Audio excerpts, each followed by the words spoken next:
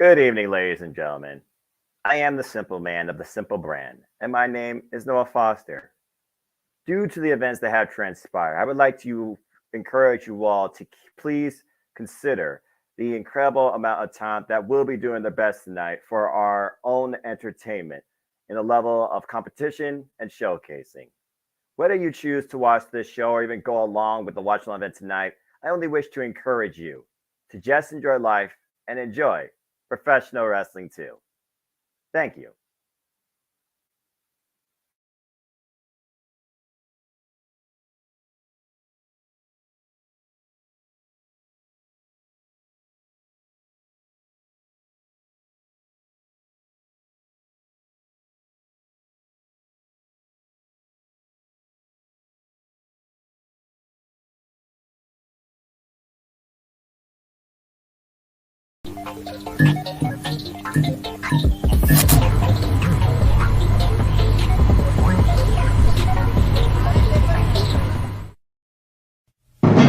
The Jeff Meacham Network's Multiverse of Media.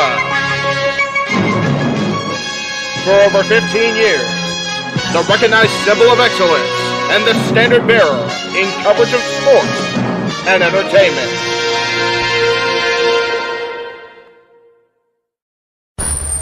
Online entertainment. NoDQ.com. NoDQ.com. NoDQ.com. NoDQ.com. NoDQ.com. NoDQ.com. NoDQ.com. NoDQ.com.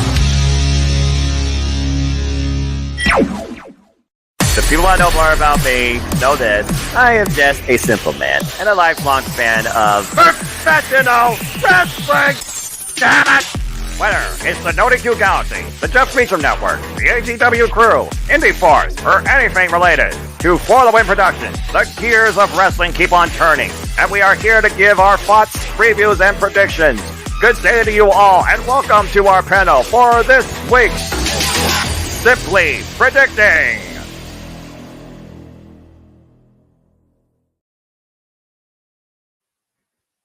After one of the most incredible weekends in the history of the professional wrestling industry, and AEW went all in London at Wembley Stadium, setting an all-time attendance record, we now look towards the fallout, the aftermath, and the riots that may pursue. And so much more might come ahead too, as we simply predict AEW All Out once again from Chicago, the Windy City. Are the winds of change finally in full effect? Let's go ahead and talk about it, shall we? Hello, everybody, and welcome once again to the Simple Man's Brand. You know what this is, for I am the Simple Man of the Simple Brand and the voice of the JMN. And my name is Noah Foster, coming to you from the Simple Man Studios. I guess you could call this the All Elite Control Center. For those that are tuning in, thank you once again. Please like, subscribe, comment, tell a friend. And if you can, please super chat my friend at Casting Studios, JJ Williams, as I wish to bring you a positive outlook in professional wrestling every time, too. Shout out to Daniel in the chat with a $5 super chat. I know JJ appreciates that. I'm simply predicting that AEW All Out will be an empty arena tonight. Tony Khan fired the wrong wrestler. And again, for folks that want to get our conversation, our take, personal, professional, whatever you want to make of it, in ad nauseum, after the incredible work of research that the Renegade JJ Williams put in, please go and check out last night's open mic night. Daniel, again, we will truly see the aftermath of Tony Khan's action. At the end of the day, nobody, once again, as we close the bubble on this from last year, nobody was right since last year, but it all falls on the highest power not taking the corrective action at the time, and that is Tony Khan. You'll only get so many chances to try and correct the past and build a brighter future. We'll see what happens with the morale, the showcase, and honestly, the business of AEW starting tonight and for the days coming forward. But I thank you, Daniel, for that comment. So without further ado, folks, yes, I'm rolling solo here, and I would like to encourage you all to please stay tuned for me, JJ, James, potentially all three of us together once again, giving you our own live watch on event tonight for AEW All Out. Let's go ahead and get right into it, as we have quite a stacked card here, and it looks like Tony Khan has added a few more matches for the Zero, as he usually does. So here's a quick snapshot of what you can stay tuned for tonight. It is a Ring of Honor title showcasing. We got a couple of grudge bouts. We got a couple of AEW championships on the line, and there is also an over-budget casino battle royal, where the winner will get $50,000 for their charity. A very noble cause, I would say, for a competitor that goes across the field, as we all try each and every day to thrive, to survive, to support one another. As we always like to encourage here, respect one another, respect each other, protect your mentality too. I want to give a shout out to James Heber, which I know has definitely went in very deep and opened up his heart last night to the entire Judgment Mojamia. James, we love you, brother. Please take care of yourself. Do what's best for you. All right. So again, folks, we are going to talk briefly here about AEW All Out, the pay-per-view that, of course, is available across Bleacher Report and other pay-per-view providers internationally. And again, the Judgment Media will keep you covered tonight. I believe we're going to go live at 6:45 p.m. Eastern Standard Time, as the 0 hour is available across all AEW social media platforms for free and starts 7 p.m. Eastern Standard Time. Without further ado, let's get right into it. Let's go ahead and talk about this match that was just made, and we will truly see ain't he great, because once again, that's Double J. That is JEFFJARRETT pursuing tag team championships of sort in All Elite Wrestling. This time alongside not only Jay Lethal, but the one in a billion, Satnam Singh. And in the corner will be Karen Jarrett and Sanjay Dutt taking on the Acclaim and Daddy Ass with the bad as a basketball, Chicago's own Dennis Rodman. What the hell is this? I did not think I was going to call a match like this 2023.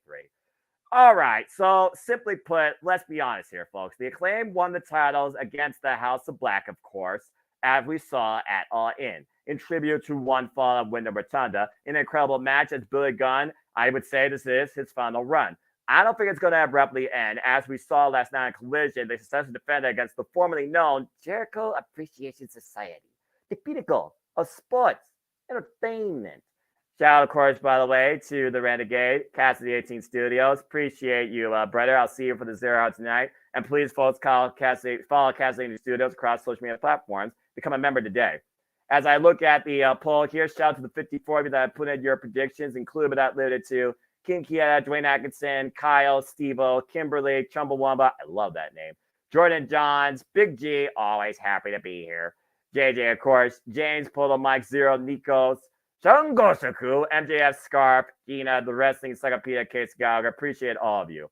And right now, it does seem like everybody is unanimous, and I'm sure there will be scissors in the chat later tonight, because we all can say that everyone loves the Acclaim, and I think they're going to retain. But you know what? It is interesting considering how much Jeff Jarrett has put himself in the forefront of multiple person affairs for tag team championships. And after falling short against the Acclaim twice, the definition of insanity is repeating the same result and hoping for a different outcome. I don't think it's going to happen here. And again, Daniel, as the run just started after the incredible run by the House of Black, 25 weeks worth, it is one of those things now that the Acclaim are basically saying the Trios division who will step up and take the straps. We all know in rock, paper, scissors, of course, rock beats scissors. But what sort of rock can you put against the Acclaim? Iron Savages? Maybe, but not this soon. So I think this is a pretty safe bet that we all believe the Acclaim will retain. Simple as that. Before I continue, I just want to point out there has been no known participant list so far for the Over the Budget Battle Royal. All that is known is the winner of that contest will receive $50,000 to give to a charity of their choice. So good luck to everybody involved, and may the most smart individual win. Because in a Battle Royal, you don't have to be the strongest, you don't have to be the quickest, you just have to be the most resourceful and survive the field. Survival of the smartest, or hide underneath the ring. Just saying. Just a thought. I mean, we've seen it before, right? Just a thought. As we continue for the 0 hour, there is one more match officially known with a graphic, and it is a women's showcase. And I think it could have Ring of Honor title implications, if you ask me. As we have the current forever champion of Ring of Honor, the Ring of Honor Women's Champion, Athena, tagging alongside Mercedes Martinez, who she took the title from last year, by the way, at Final Battle, and her most recent opponent for her defense, Diamante. And that little fourth person in the graphic is now her minion, she calls it, Billy Starks. And while Billy Starks has not challenged Athena for the title, these two did face each other one-on-one during the Owen, where Athena got the win. And most recently, Athena and Billy Starks tagged alongside each other in Ring of Honor to get the Battle of the Renegades. I almost wonder, is Athena trying to protect potential competition? Since he's beating everybody and demands that people step up or get step out. But I digress.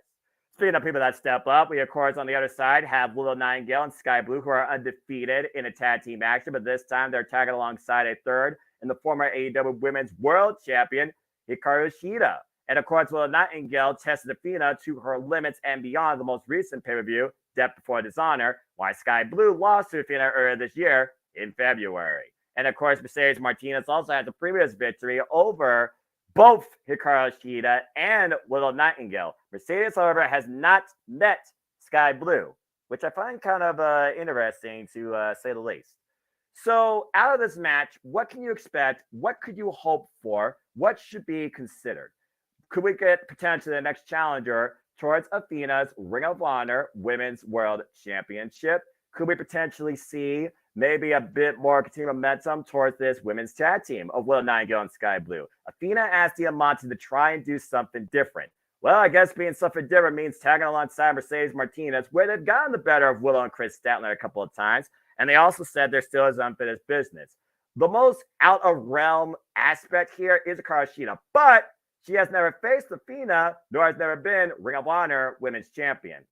Why Athena does have a previous win over Joshi Pro Miya Yamashita, the girl with the pink strike, I do think here you could potentially see Willow, Shida, and Sky Blue get the win here tonight. You also got to consider that Sky Blue is from Chicago. And usually when she's at home, she doesn't lose. Now, truth be told, Sky Blue did get wiped out by Anna Jay and Taya Valkyrie post-match, but Sky Blue still got the win on Rampage.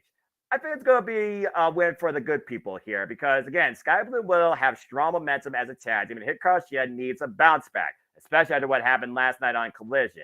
And we're starting to see maybe some subtle tension building with Shida and the Doctor, maybe something to come. But personally, I think overall, I am definitely going to go with Hikaru Shida, Athena, and, Hikaru Shida, Willow Nightingale, and Sky Blue. And it looks like a majority of you also agree here. 43 out of the 53 of you. Although I do see a few people going alongside Athena, Mercedes, and Diamante. I think those three are on the verge of combusting, especially because Athena has beaten both previously. Just saying.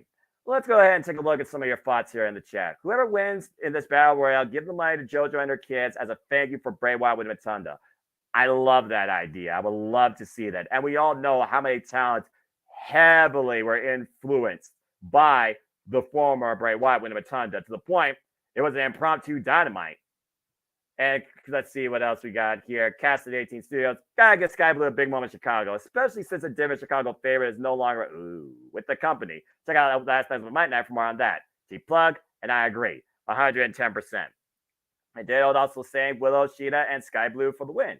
So I think the 0 hour will be a nice way to ease us into tonight's very stacked card, to say the least, of kind of a mix of Ring of Honor showcasing, maybe a tease of things to come, considering the next Raw pay-per-view I think is going to be Final Battle because they usually do 3 pay-per-views a year. So again, I think this is a nice way of really bringing people aware to both sides underneath the Tony Khan regime of business, however you want to look at it.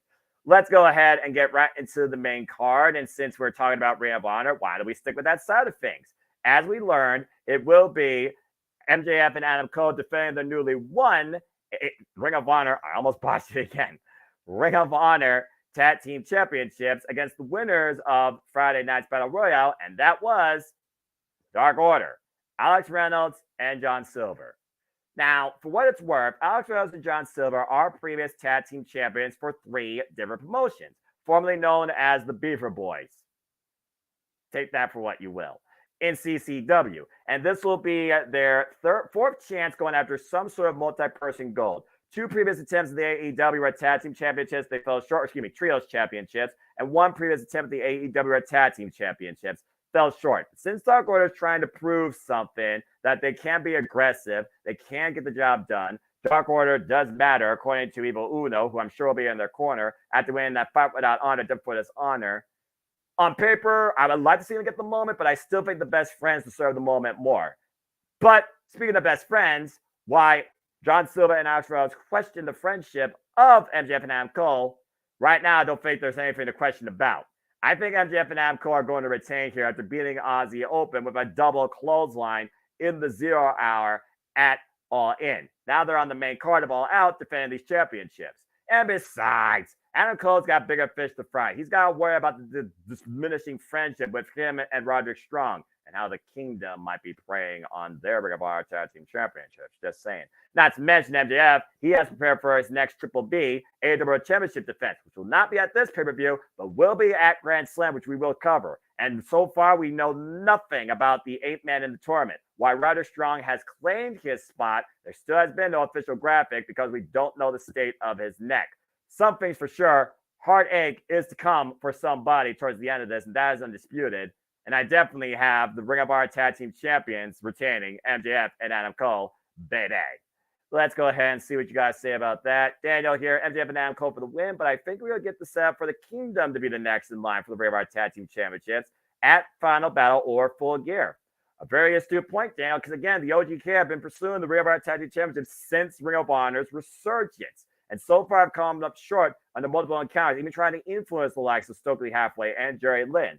And looking at the poll right now, almost everybody believes that Better Than You Baby will retain, but apparently 3 people chose to join the Dark Order and chose Alex Reynolds and John Silver. With the fact we didn't get a big angle last night at Payback, I could see people maybe holding out for an angle here, but I don't think they're going to pull the plug yet on the bromance that has ruled the summer. And you believe, Daniel, that Roderick Strong will reveal his neck fully healed? Well, I guess only time will truly tell. Again, we'll have to wait and see. So, like anything else, folks, stay tuned. All right. I'm going to try and mix it up a little bit here between the Ring of Honor showcasing and the AEW showcasing. And since we're talking about title matches, let's switch things up to a multi-person affair. Take whatever side you will. Take whatever action you want. It is what it is on paper. Now, whether it's too sweet, that's your own verdict. Because this is still going on. 8-man tag. As FTR and the Young Bucks, who gave one of the best tag team title matches this year, concluding their 7-year trilogy at All In, when FTR proved why they are the top guys of the tag team division, they will coexist, hopefully, for this match to take on the united unit of Bullet Club Gold, who has been working on all cylinders. So the bottom line, is it guns up or is it top guys too sweet? Again, we saw the 58-minute classic 2 out of 3 falls that FTR had with Rock Hard, Juice Robinson, and Jay White a few weeks ago on Collision. And FTR was able to retain the gold. The Young Bucks, of course, no strangers to the As Boys, of course, previously beat them in tag team action. And, of course, FTR beat the As Boys to get back not only the AEW World Tag Team Championships, but basically save their careers in All Elite Wrestling. And as we saw at All In 6-man tag team action, it was Jay White, Juice Robinson, and Konosuke Takeshita that got the better of the elites, Kenny Omega, Heyman Page, and the Golden Star, Kota Ibushi. With this idea of respect and how far does it go when you don't have the prize, and how much people might want to see a rematch of some sort of groups out of these. Do you want to see FTR versus Bullet Club Gold more? Do you want to see the Young Bucks versus FTR once again? Do you want to see the Young Bucks maybe face Bullet Club Gold this time, where they've never faced Brock Hart, Juice Robinson, and Jay White in the standard tag team affair? Combustible elements aside, and the audience, I'm sure, I do think because of what has happened recently, especially with the fact that Switchblade Jay White just beat Dax Harwood in a great main event on Collision, that FTR is going to get the win here. And the heat is going to be on, unfortunately, Dax Harwood, who right now is just part of the entire party despite other circumstances. I think FTR and the Young Bucks are going to get the win because I do think the As Boys right now are the weakest links in Bullet Club Gold. And I don't think they just are going to get in the moment at All Out. It's one of those matches that really you don't want to think about, but still something else might come from it. So I'm going to say FTR and the Young Bucks get the win here. And this is Daniel also scouting Grand Slam. Again, if that is the case, I could see that. And Adam Cole, he might literally be in the court of MJF and be conflicted, especially if MJF seeks for help. You might be telling the story of September, Daniel, but again, we have to see what happens in a few hours. And also his point, I hate to say it, Bullet Club Gold for the win via interference. Wait, interference? What interference? You got all the Bullet Club Gold. Oh, you're thinking somebody else might interfere on their behalf. Well, considering there's another individual that's trying to take the elites out of All Elite Wrestling, and I still don't know the full extent of his family, you very well could be onto something, Daniel, but we'll have to wait and see. As far as what you all say here in the poll, very split decision, but the majority of you are going with FTR and the Young Bucks over Bullet Club Gold, 34-21. So, again, at this point, I feel like people are just waiting to see if Switchblade Jay White can actually claim gold and whether he wants to get singles gold or tag team gold, where more so he's been focused and showcased in a tag team capacity, yet he is undefeated right now as a singles competitor in All Elite Wrestling. It's just something to think about. And as far as a new member at Bullet Club Gold, who would you add at this point? Somebody else from outside? I mean, AEW pay-per-views do usually have debuts, do usually have newcomers, and we have seen surprises before. So, again, I guess anything's possible. I know Kenta said the GTS is back. Damn. I know we got the ABC still with the other side of Bullet Club and Impact Wrestling, but Ace Austin and Chris Berry did use the role with Switchblade Jay White.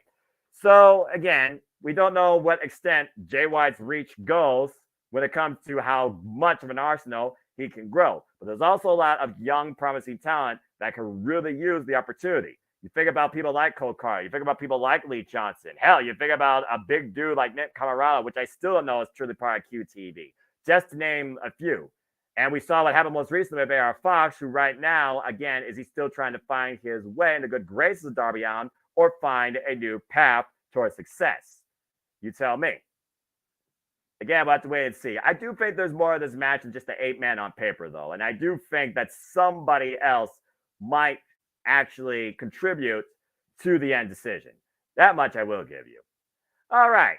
As we move on from there, let's go ahead and switch gears back to Ring of Honor and talk about Singles Gold. As the self-proclaimed king of television, Samoa Joe defends the Ring of Honor World Television Championship against, he calls himself the baddest champion in Ring of Honor history, looking for that former glory, Shane Taylor. For those of you that don't know, Samoa Joe, of course, has held the Ring of Honor Television Championship since beating Minoru Suzuki last year in April. He currently has held this title now for, get this, and I can't believe this is accurate, 508 days across 13 successful defenses. While Shane Taylor is a previous Ring of Honor Television champion who beat Jeff Cobb, who was seemingly unstoppable under multi-person circumstances, and held that title for 218 days and 12 defenses.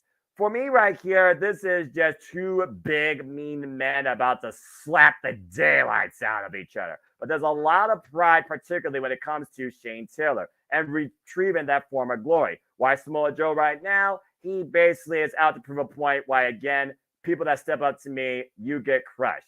And again, he has been absolutely dominant and has Stokely halfway, I'm pretty sure, in his pocket. It's one of those things to consider that we thought that Samoa Joe was going to take time off after his time, of course, and, of course, his role in Tristan Metal, but it doesn't seem like he's letting up the gas at all. Hell, you saw how excited, how much he gave at freaking All In that opener against the former employed CM Punk, and that was to set the pace for the night. And right now, Samoa Joe, Ring of Honor fits him to a T. I haven't seen Samoa Joe this comfortable since his days in TNA, if I'm perfectly honest with you. And with the aspect that, again, you still have Claudio Castagnoli, you still have Bryan Danielson. Hell, you might have Wheeler Yuta try and step up some point to him. And I'm pretty sure Don Castle still wants a piece of the Samoa submission machine after Stokely Hathaway played the difference maker at the For His Honor. I think Samoa Joe, though, will retain. And truth be told, Daniel, to your point, Ring of Honor championship matches of all capacities have ended previously in a draw. And this is a first time ever one-on-one encounter. These two have never met each other prior to this in any capacity. So honestly, your speculation is up in the air. Either way, though, I think Joe is going to muscle buster that man and still maintains his dominant hold as Ring of Honor television champion. Shout out to Everything Pro Wrestling. Hope you're doing well. Please follow the group folks here on YouTube and on Facebook. Good to see you.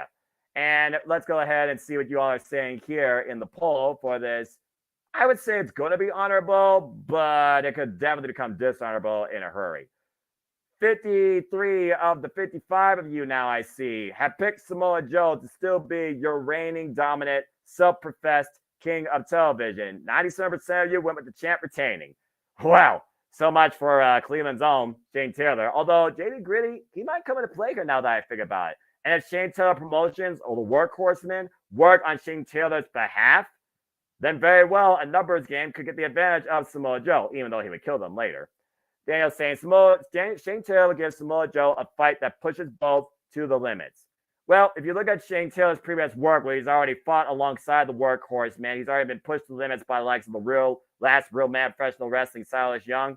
You very well could be on point there. Again, honor is real, but also the fight is going to be real with these two. I can't wait for this knockout, drag down slugfest. Let's freaking go. All right. As we continue to work our way down this card, let's go ahead and talk about a different type of bout with two, what's the words Big E would use? Big meaty man slapping meat. I think that personifies this. As for the first time ever in AEW, one-on-one, two of the powerhouses of the company clash. As one seeks to write a chapter of redemption, the other one still looks for his own redemption. As he says, Powerhouse Hobbs, you will be the tool that I use to once again be redeemed, for I am gutless. But Powerhouse Hobbs, he breaks backs. This is going to be freaking good. Powerhouse Hobbs versus Miro. And the only thing these two have in common, they are both previous He and He champions. Powerhouse Hobbs, of course, for the title for 42 days across 4 defenses, while Miro held the title for 140 days across 8 successful defenses. And both these men are out to prove a point when it comes to who could be the dominant force, if not anywhere else, on Saturday Night Collision. The thing we got to consider here, though, is if QTV is once again going to play on behalf of Powerhouse Hobbs or cost him. Let's not forget, during the Owen, it was QT Marshall that was trying to play the difference maker. And at the end of the day, he cost his boy. If it wasn't for Harley Cameron coming in here and literally saving the damsel in distress, QT Marshall, I think QT would have had a whole lot more than just a broken back. And I still think that's to come ahead. Then again, you got Miro. You got this guy that right now has basically turned his back on everything. His God, his hot wife, quote unquote. He feels nothing. He is gutless. He also is undefeated since his return. But Powerhouse Hobbs has also been a dominant force on Collision. For me, it almost feels like a no-win situation. I'm a little bit worried about this match, but it really comes down to the angle. For me, Miro doesn't have an angle. And when he prophesies about the great battle to come, was this the great battle or is this a prelude to the great battle he was talking to a while back? I don't think this is Miro's entire itinerary, his entire MO. Why Powerhouse Hobbs, the one thing he needs to do is get away from QTV. I think Miro's going to get the win here, but I don't think he's going to put Powerhouse Hobbs to sleep. I think he's going to Masha kick him literally into incapacitation, and the ref might call for a stoppage. Because I think Powerhouse Hobbs will be better protected if his body gives away versus an actual pinfall or a verbal or physical tap out. So I think that Miro is going to make sure that this boss loses its health down to 0 and it's game over for Powerhouse Hobbs. I'm going with Miro. Let's go ahead and see what you all got here. And Daniel already saying that, hey, Shane Taylor might get a rematch of Final Battle. Again, if Ring of Honor has nothing in between that, Final Battle, how fitting. And that has been definitely the stage of big-time, first-time championship moments and comebacks. But also, you're saying here, as far as comeback goes, Miro wins. And you're also predicting that Will Hobbs and Miro will be a tag team soon. As one is used to try and be a footnote in redemption, the other one, the personification of redeeming, both redeem each other, working together. That's an interesting take. And Dale also saying here, and I think we may get Miro's wife CJ make her AEW debut. Okay, I'm just going to say this right now. The only way CJ Perry shows up is if Harley Cameron once again gives us a one-hit wonder on the mic, and CJ tells him to shut up! For those that remember, of course, her role back in WWE. And yes, folks, kayfabe, Miro and CJ, they are still together. But yeah, I think Miro's winning. Let's go ahead and see what you all got to say here about this Powerhouse grudge bout. Most of you are going with Miro 38-17, while 17 went with Powerhouse Hobbs. Again, what's the biggest thing we want out of this besides a quality wrestling match? We want to see QT Marshall get broken in half, right? I'm just saying. Is that too violent? Maybe. I don't care. Anyway, I'm looking forward to this match for what's it worth on paper. All right. Let's go ahead and switch gears now into tag team action with the last of our Ring of Honor showcasing. And I want you guys to consider one thing here. You have the Ring of Honor World Champion and the Ring of Honor Pure Champion. And then there's Wheeler Yuta. As we have, again, mutual respect, Eddie Kingston, the current NWW Strong Openweight Champion, and the Ring of Honor Pure Champion, Katsuyori Shibata, working together as a tag team, taking on the duo of the Ring of Honor World Champion, Claudio Castagnoli, and Blackpool Combat Club's own Wheeler Yuta. A couple things to consider here. Wheeler Yuta is a former two-time Ring of Honor Pure Champion after being schooled by Katsuyori Shibata back at Death Before Dishonor and has not gotten a rematch yet. Claudio Castagnoli, though, has literally said this is no longer a passion, this is a job. And until somebody is a better, harder, stronger, more dedicated worker than me, I will always be the Ring of Honor World Champion. Respect that or not, there is no respect shown between Claudio and Eddie Kingston. While Eddie Kingston has had the time of his life most recently, not only competing in the G1, but meeting his hero Kawada, and Claudio says he has lost all iota of respect for him and calls him weak. It is a battle of strong wills and strong style with pure wrestling founded in between. For me, I look at it like this. Wheeler Yuta right now has been the whipping boy in every feud, it seems. He needs some sort of momentum. Eddie Kingston is combustible emotionally. And the last time that someone got the better of Katsuyori Shibata was in tag team match, and it was Daniel Garcia. And of course, that led him to be part of that fatal four-way for Forbidden Door for the Ring of Honor Pure Championship. That being said, Katsuyori Shibata so far has not used a single rope break in his Ring of Honor Pure Championship matches. Currently has been Ring of Honor Pure Champion now for 156 days across 5 successful defenses. While Claudio Castagnoli, of course, has been the Ring of Honor World Champion, not only defending successfully against Eddie Kingston back at the Supercard this year, he has held it now for 267 days across 9 successful defenses. For me, I look at it like this. The entire Blackpool Combat Club is on showcase, including one individual we'll talk about here shortly. And it could be their night, considering what happened at Stand Stampede. And why I still don't think Eddie Kingston has fixed face with Jon Moxley. I don't think that's on his mind anymore, nor should it be at this point. I look at the fact that Eddie Kingston believes that Claudio is never going to give him the rematch. That's why he just walked off the side of him. That's why he walked away. No disrespect. Still calls him a coward. While Katsuyori Shibata and Claudio, they have never confronted each other. And we have seen before, Ring of Honor Pure and World Champions literally collide one another in Double Jeopardy. And also, I think at one point, there was even somebody that was both the Pure and World Champion, but someone can check back Ring of Honor history. I feel like Wheeler Yuta could really get the win here out of nowhere. Really surprised with the moment, and this could set up the next Ring of Honor Pure Championship match. Looking at that element alone, and the fact that I think Eddie Kingston and Claudio Castagnoli are going to fight each other way to the back, I think that Wheeler Yuta is going to surprise us here and probably use a low blow because, again, that's proper Combat Club tactics. Win by enemies necessary through violence and behind the ref's back. Exploit the real Chief advantage. I think this is the way that Wheeler Yuta gets back to going after the Ring of Honor Pure Championship. So I'm actually going with Blackpool Combat Club here for the win. Because as Claudio says, he constantly gets beat down, but Wheeler Yuta doesn't stay down. He gets back up. Although I'm not sure how much those European uppercuts helped as a warm-up exercise ahead of this tag bout. But I'm going with Blackpool Combat Club here for the win. Let's go ahead and see what y'all guys say here in the chat. And Daniel with one other thought here for the previous match. I also think that if AEW wants to take the tag team championships off FTR, Miriam will have the ones who can do it. Well, Brian Cage and Big Bill were unable to. MJF and Adam Cole were unable to. Jay White and Juice Robinson was unable to. Maybe 2 powerhouses can actually find their own redemption and the way towards tag team championships. It's a very fair point. And as far as your point here, Dan, what you got to say about this match? Blackpool Combat Club for the win via help with Jon Moxley. Well, considering Jon Moxley will be in the main event in another first ever matchup with another chance to once again claim a championship, Blackpool Combat Club. And again, is the past finally buried between him and Eddie Kingston? I don't know. And one last thought here. I think Eddie Kingston will challenge for our World Championship at Final Battle. It might literally be the final battle with those two, then considering their bad blood been going since Shikara.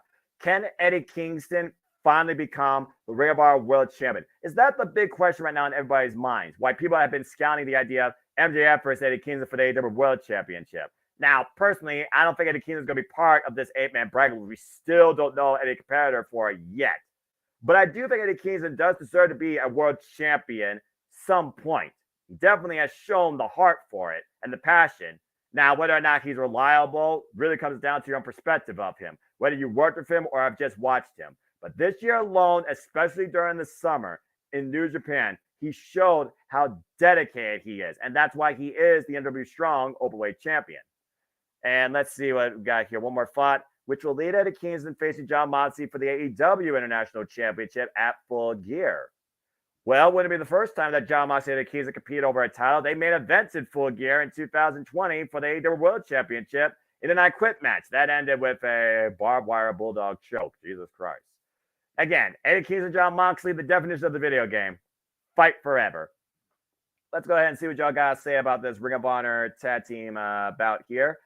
Oh, wow. Pretty partial here. 56 to 43 percentage-wise. We got majority going with Eddie Kingston and Katsuyori Shibata. 31 to 24. So, again, despite what we think about this card being maybe a Ring of Honor showcase, hybrid Dynamite Rampage, there are some matches here that could give some compelling, polarizing results. And at the end of the day, you want that as a draw for you in your fandom of professional wrestling too. I think we could all appreciate that, you know? All right, let's go ahead and keep moving down this card here. Talk about Blackpool Combat Club. We will switch gears away from them and go to the women here, as it's the only women's match on this main card now on this pay-per-view. Damn it. As Chris Statlander looks to finally get her first win ever and continue her reign as the TBS champion against Ruby Soho of the Outcasts. And again, I do ask the question as far as the Outcasts go, is everything fine? Because I think Tony Storm and Saraya are on a friggin' path to combusting. But that being said, will they be here alongside Ruby Soho, or can she do it alone? So, story here. Ruby Soho and Chris Statlander, of course, first met each other in the inaugural TBS Championship Tournament. That was last year in December. Or excuse me, 2 years ago in December. Botch. And of course, it was Ruby Soho that got the win. Fast forward 2022, that same year, when it was Chris Statlander, where we thought that she became more than a woman and was going to headline and final the Owen. It was Ruby Soho that got the win and got booed out the damn building. To the point this year for the AEW Women's World Championship Triple Threat action, she turned her back on AEW and joined her friends in the Outcast and said that we are the ones that created this monster. Meanwhile, Chris Statlander, who was out for injury, defeated the undefeatable, it seemed, Jade Cargill, and has so far been on a tremendous run, undefeated in singles action as TBS champion, with 6 successful defenses across 98 days.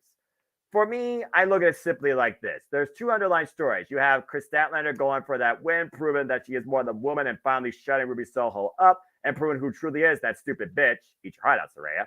And you also have Ruby Soho, who's still to this day, looking for that one accolade in AEW. I don't think that she gets it here. I think Chris Statlander is going to continue her run here. If anyone's going to take Chris Statlander for the TBS Championship, it'll be returning Jade Cargill, channeling some Warner Bros. Media property, or maybe legit Layla Hirsch, where again, that was the last time we saw, before her injury, Chris Statlander in action on a pay-per-view. It was during the 0 hour too. And right now, legit Layla Hirsch is working her own way through the Ring of Honor Women's Division. And for Chris Statlander, she's even made this TBS Championship be the main event at times on Dynamite, including beating La Barra Loca, Taya Valkyrie. I think Chris Statlander has had an incredible comeback, and I think it's going to continue. And I do think right now Ruby Soho is once again going to be the runaway from this Outcast breakdown too. I think Tony Storm and Saraya will come in and try to help her, but I think that they're going to butt heads on plans to strap Ruby Soho and cost her. I have Chris Statlander retaining. All right, let's go ahead and see what you all got to say here in the chat. Chris Statlander, oh, that's lagging. Chris Statlander wins, facing Tony Storm, costs Ruby Soho the victory. It's like he was reading my mind. I think Ruby Soho and Saraya will be kicking out Tony Storm out of the Outcast. Well, it wouldn't be the first time that an actress didn't get the role and didn't get a callback either. Just saying. Making Tony Storm a babyface. Was Mary Monroe ever a babyface in her movie? Someone look that up for me. Because right now, all I'm seeing is distressed actress with a mental breakdown that throws shoes. Honestly, who throws a shoe? I'm just saying. Let's go ahead and see what y'all got to say about this TBS Championship match. A couple people still holding out for Ruby Soho, of course. Near area girl. Why majority of you are with Mama here, as she calls herself. Mama looking to spank Ruby Soho for the first time ever. 92% with a Chris Statlander. 51 out of the 55 of you. And honestly, I do think this is the easiest match to call on this card, besides MJF and Adam Cole. I'm just saying. Sorry, not sorry. It is what it is. Again, Impact Wrestling, the leaders of booking women's wrestling correctly. Respect, Gail Kim and Scott D'Amore. All right. Let's go ahead and switch gears up here now to what was newly christened last night on Collision as Ricka Starks, or excuse me, Absolute Ricka Starks was able to get the match, a strap match, no disqualification strap match against the Dragon. But not the Dragon he was thinking about. Jesse Davin, I bet you popped your pee. Dan, dan, dan, dan, dan. He's back! The American Dragon who beat Kazuchika Okada with a broken fucking arm at Forbidden Door via submission, not seen since 2015 against Shinsuke Nakamura. Yep, that crazy bastard. Bryan Danielson, the American Dragon, goes one-on-one against Absolute Ricka Starks for the first time ever in a no disqualification strap match. Simply put, Ricky Starks, he is going to forcefully give in some respect at the lashing of a leather strap, courtesy of Bryan Danielson. Although Bryan Danielson might actually like this if he slapped across the chest. He's weird.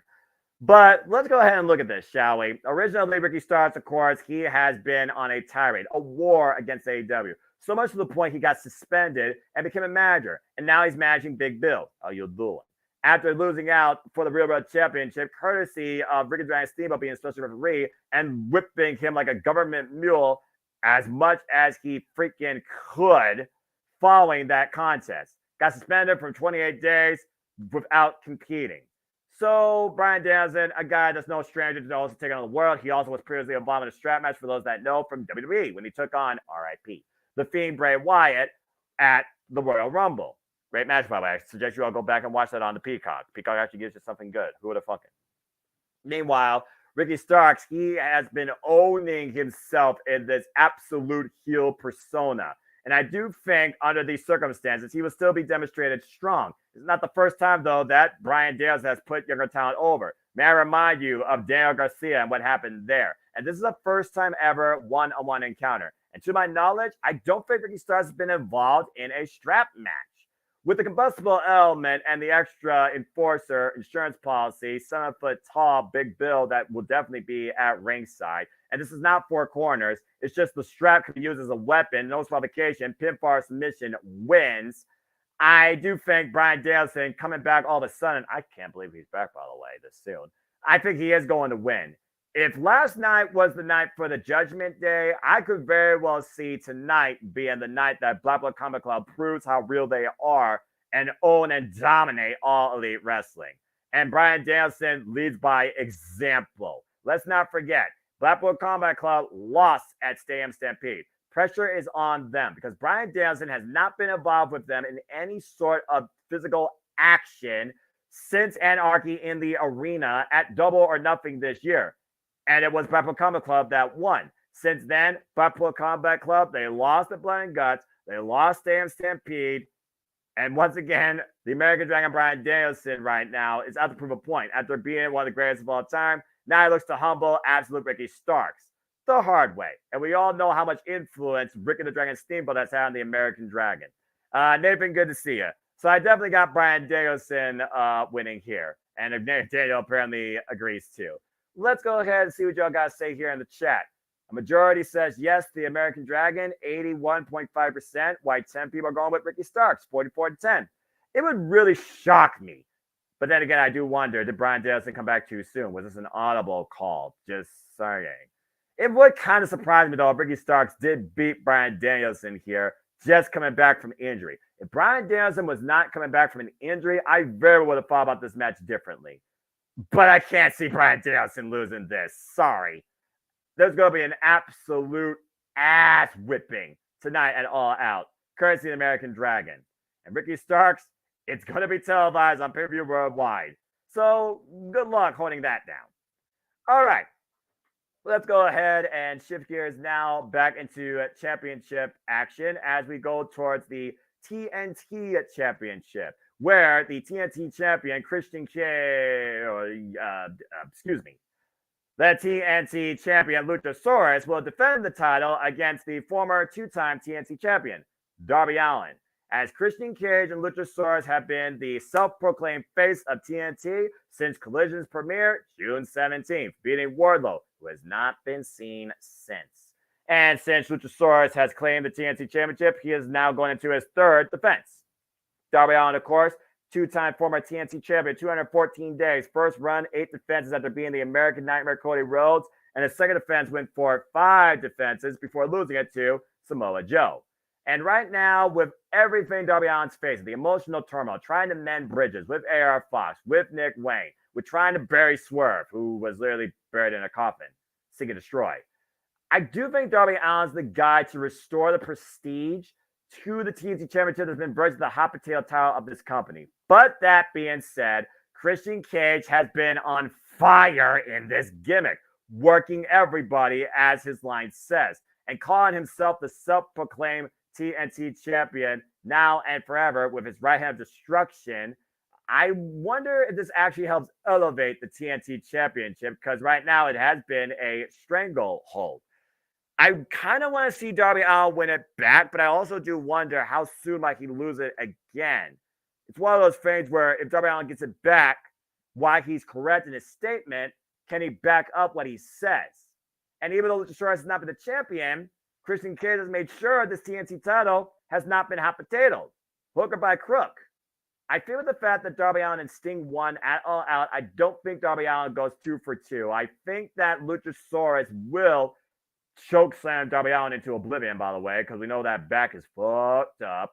And I think Christian Cage is going to make sure Darby Allin does not leave the TNT champion. The only way Darby Allin leaves the TNT championship, why he asked for Nick Wayne to be in the corner, is if Sting shows up. And the only thing that's for sure about Sting is, never mind. Either way, I got Christian Cage retaining, I got Luchasaurus retaining the TNT championship. Darby Allin will be our new TNT champion thanks to AR Fox and Nick Wayne. Well, I guess that would be a nice bow on this entire story. But again, does Nick Wayne forgive AR Fox based on what Darby Allin said? Will AR Fox show up?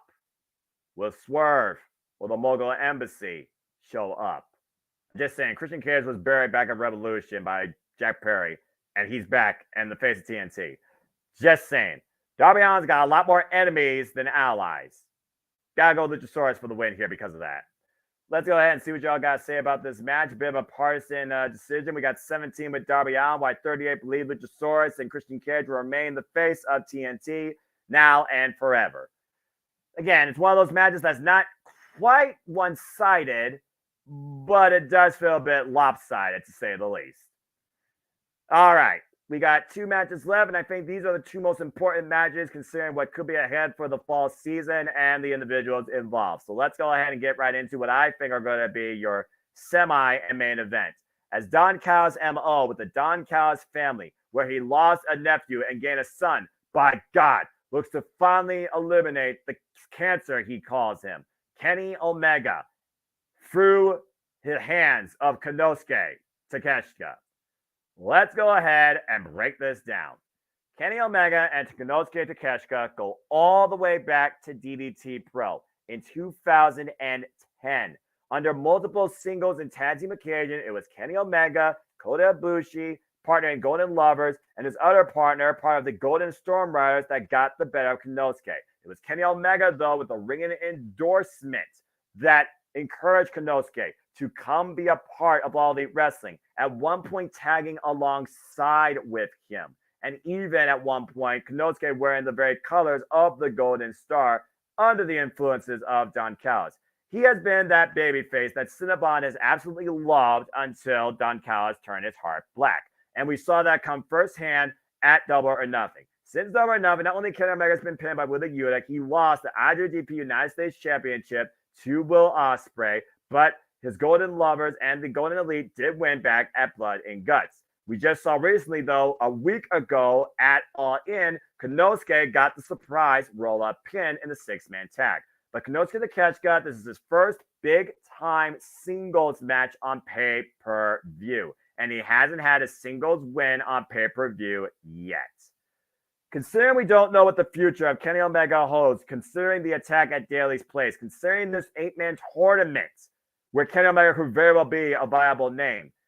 I think Konosuke needs this more. I think this match is very pinnacle for both Konosuke Takeshita and Kenny Omega's future. And why Kenny Omega's future is still very much All Elite. We don't know what that's going to include and who it's going to be alongside with. Meanwhile, we still don't know the full extent of Don Callis' family. We know that he currently has built an alliance with Will Ospreay, giving Chris Jericho's hand on a silver platter. He's been trying to influence Sammy Guevara, and of course, he calls his new nephew now Konosuke Takeshita, nicknamed literally the Future. It's one of those things where right now I can see the 5-time KOD openweight champ get the better of the cleaner, because I do think Kenny Omega not only will be working along the mixed action, but Don Callis will still be on his mind. At the end of the day, Kenny Omega does not want to get Konosuke Takeshita. He wants to get Don Callis. But to get to Don Callis, he has to go through Konosuke. And he might do anything by any means necessary to do so. I mean, hell, the guy took a Tiger Driver 91 when you thought he broke his fucking neck. Just saying. Kenny Omega's won big time on pay-per-view before, but he's also lost at All Out before. Remember, it was back in the first All Out that he lost to Pac via submission. And I don't think there's no love lost when it comes to Pac and Kenny Omega, why Pac is out right now with an injury. I think this is a longer saga to come. And it's the first time ever one-on-one matchup. I think something big needs to go down at All Out to really try and draw something from the show. I'm actually going against the grain and saying Konosuke Takeshita wins, courtesy of Don Callis, and possibly a screwdriver to the head. Let's not forget that. And Daniel apparently agrees with me, and I do think that he will get a mixed reaction, but I think it'll be more mutual because at the end of the day, based on everything we've seen and said, Kenny Omega's the one guy that was willing to resolve and everything and do what was best for All Elite Wrestling. There was others he might be in conjunction with. There was others that definitely put the fuel on the fire and didn't put it out. Now, will this fire burn always? I don't know. Either way, the best bout machine, I think it's going to get best by Konosuke Takeshita. And I'm calling it now. I want to see it. Konosuke Takeshita wins with a blue thunder bomb. How about that? This should be the match that after Don Callis screws Kenny Omega towards the end, Konosuke should win with the blue thunder bomb. And that will prove my point that a blue thunder bomb should win a freaking wrestling match. And I think Konosuke should be the one to do it. But I digress. Let's go ahead and see what y'all said here in the chat. I think Don Callis will tease Kenny Omega, Kota Ibushi, maybe join Don Callis. Kota Ibushi is never going to join that virus of the industry. I guarantee you that. If anything, Kota Ibushi is just fucking confused right now, his spot in the industry, let alone what Kenny Omega is doing. He probably wants Kenny Omega back in London with him shooting fireworks off his chest. Kota Ibushi is a different entity, simply put. Let's go ahead and see what I got to say about this match. The majority are actually going with the cleaner, 49-6. So again, seems to make sense. Is this a one-off? Does Kenny Omega finally get the better of Don Callis with his self-professed new son after portraying his nephew that goes all the way back to the time with the Golden Sheik when they were 10 years old in Winnipeg? I don't know. But for Don Callis to continue to have any merit, any momentum, any value towards his name, and for Konosuke Takeshita to have any stock, I think Konosuke needs to win this by hook and by crook, especially with this new dark persona. So yeah, I think Konosuke is going to shock us in Chicago. I'm going with Konosuke for the win. All right, folks. Again, I love briefly talking about you all, encouraging positive conversation in all things wrestling. I hope you all enjoyed this. Please like, comment, tell a friend. But that being said, there's been a lot of talk. Let's go ahead and talk about what has been officially now known as the main event. Because at the end of the day, you got to give the people what they want. And I truly think these two are going to do that. As some reason, I do not have a graphic. Botch. Oh, well. I mean, it talks to itself. For 31 straight singles wins, for 31 straight defenses, not pinned or submitted in singles action since last year, might I add, by Jay Lethal August 3rd. Overcoming Jay Lethal twice, Wheeler Yuta twice, a 20-man blackjack casino battle royale, 2 triple threats, including the likes of Roosh, Luchasaurus, Rey Fenix, Preston Vance. He has overcome Jake Hager. He's overcome Daniel Garcia. He overcome Penta, Ezio Miguel. He overcame The Butcher. He overcame Lance Archer. He overcame Buddy Matthews. And now for the first time ever in one-on-one action, he goes up against Jon Moxley. Not looking to break him mentally or physically, but spiritually. Not looking to just take his title, but take his soul. Orange Cassidy, the guy you didn't know, has become the workhorse this year, not named Gunther, in the industry, bar none. He has held this title now for less than a year since beating Pac last year in Canada, the second ever AEW International Champion, for 326 days. Everybody has tried to squeeze this guy dry and use every tactic possible, AR Fox and Jeff Jarrett included, and Swerve, to pry the International Championship away from him. He hates this, but he loves this more than anything else, and he will continue to defend the International Championship as long as he wants. Challenges Jon Moxley to bring more than a fork, as he claims he'll be the International Champion forever, because he is freshly squeezed and he doesn't have a catchphrase. Meanwhile, Jon Moxley, former AEW World Champion 3 times over, the guy that brought the title out of the dark post All Out last year, of course, held the AEW Championship now combined 347 days. Orange Cassidy is main eventing a pay-per-view. That goes to show the amount of stock this individual has put into this company and how much people have bought into him. And I think he's rightfully deserved it. He is not a comic character, especially after being the likes of Zack Sabre and Katsura Shibata. Just saying. He has proven what it means to be a workhorse and be a champion. But there comes a time where, again, you have to look at your physical capability versus your mentality. And while Orange Cassidy's mentality might be more complex than a Rubik's Cube, I think this is finally the time he is beaten to a pulp and the life force is drained out of him, courtesy of Jon Moxley in a Bulldog choke. It is time once again for a paradigm shift, and I think we end AEW All Out with a brand new, violent AEW International Champion. I think Jon Moxley ends the night as the new champ. I got Jon Moxley winning. All right, let's go ahead and take a look at what you all got to say here about this match. A bit of a partisan decision. 10 people were freshly squeezed, while 45 people are with Jon Moxley. Again, it's going to be a very hostile environment. There's no doubt about that. It's going to be a different feel, a different vibe. But at the end of the day, support the hard-working, mutually good talent that makes this company continue every week, that makes this show possible, and is looking to once again demonstrate what they're capable of for the name of competition in sports entertainment. But yeah, I got Jon Moxley winning. Let's go ahead and see. And you got a good point, Daniel. He definitely does a mind game. He is truly the invisible hand of the industry. Daniel here saying Jon Moxley becomes our new AEW International Champion. Jon Moxley will target the hand of Orange Cassidy. Everybody's targeted that hand, but we've also seen Orange Cassidy surprise people with crucifix, with mousetrap, with trap pin. He doesn't just need the orange punch. He's also used a beach break. Orange Cassidy is the guy that could catch you when you least expect it. And there was no further proof of that than what happened with him in Penta Ciampa this past Wednesday on Dynamite. Don't ever count Orange Cassidy out, but Jon Moxley is a competitor of a different level of intensity and violence. That's why I think he's winning.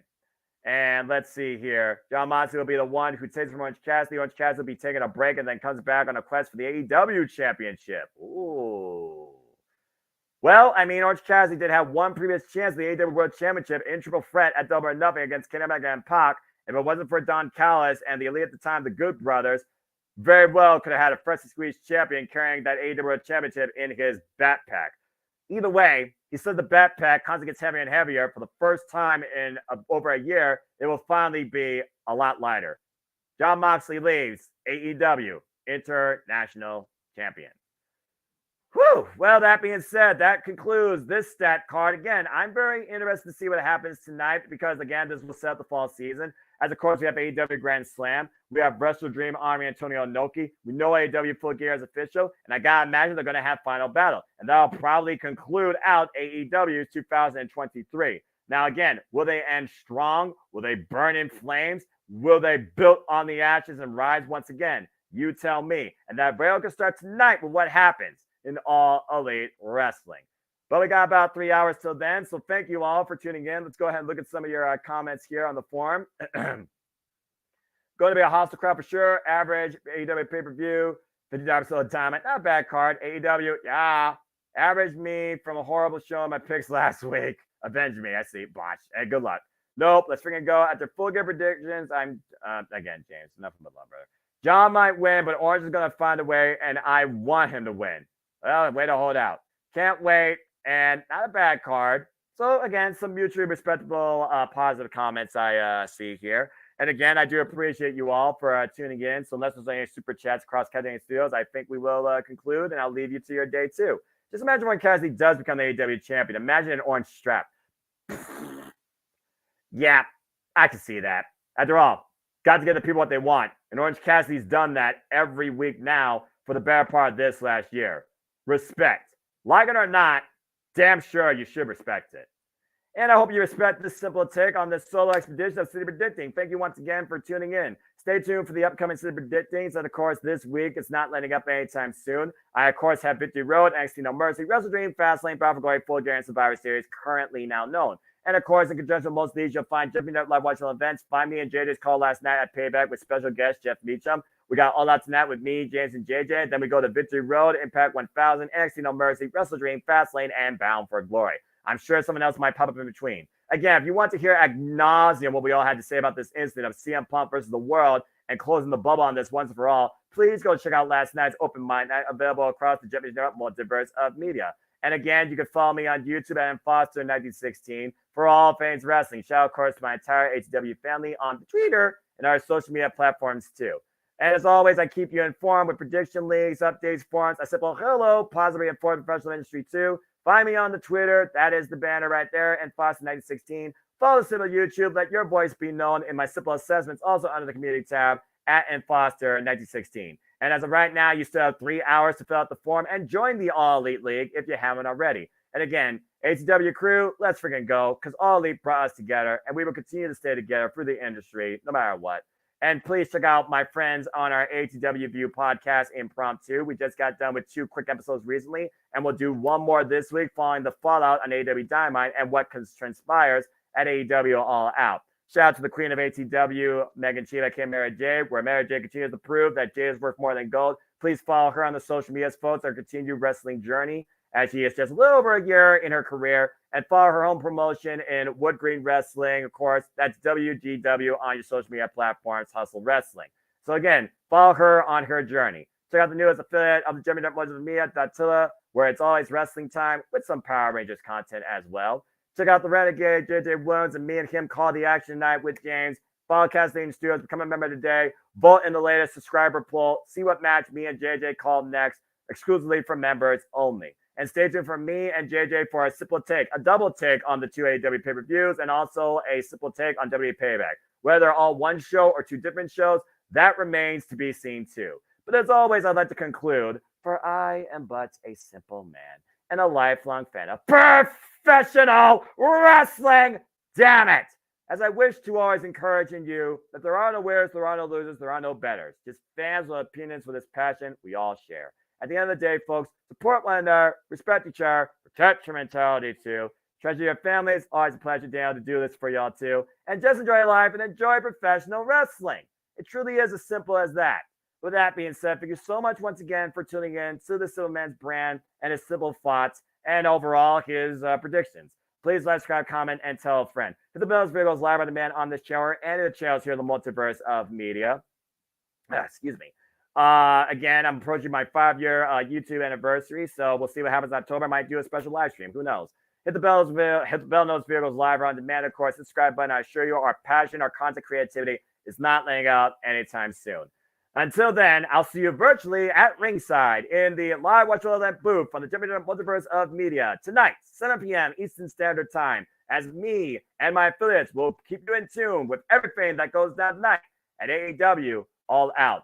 Until then, as always, I'd like to leave you, make a positive impact in life, and have a good night.